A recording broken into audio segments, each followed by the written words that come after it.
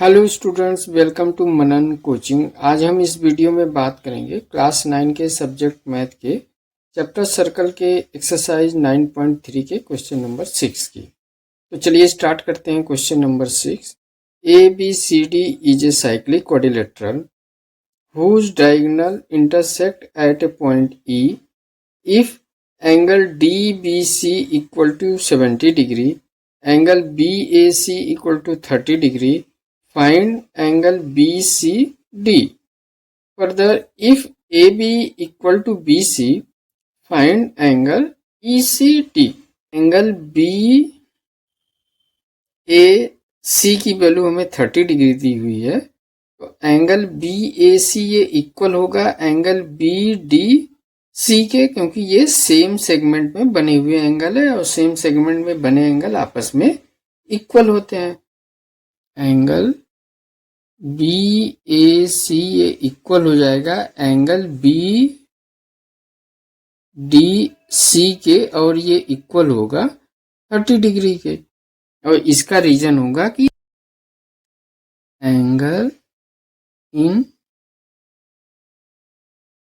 Same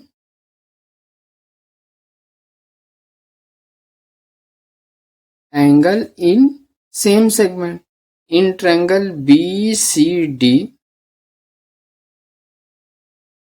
in triangle BCD, अब इस BCD triangle में हमें इस एंगल की वैल्यू 70 डिग्री पता है और इस एंगल की वैल्यू 30 डिग्री पता है, तो एंगल C की वैल्यू यानी BCD की वैल्यू फाइंड कर लेंगे।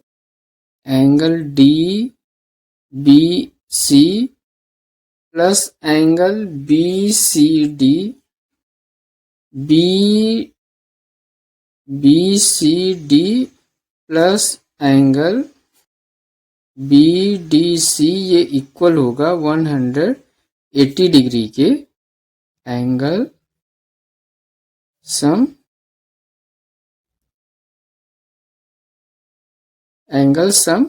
प्रॉपर्टी। अब DBC इस एंगल की वैल्यू 70 डिग्री हमें पता है, प्लस एंगल BCD ये हमें निकालना है। Angle BCD plus angle BDC इस एंगल की वैल्यू 30 डिग्री, तो ये इक्वल हो जाएगा 180 डिग्री के। तो एंगल BCD ये इक्वल हो जाएगा 180 डिग्री माइनस 70 डिग्री और 30 डिग्री। 100 डिग्री ये लेफ्ट साइड में है, राइट साइड में आके माइनस 100 डिग्री हो जाएगा। तो एंगल BCD इसकी वैल्यू 80 डिग्री हमें पता चल गया। यही हमें फाइंड करना था कि एंगल BCD, तो ये हमारा एक आंसर हो गया।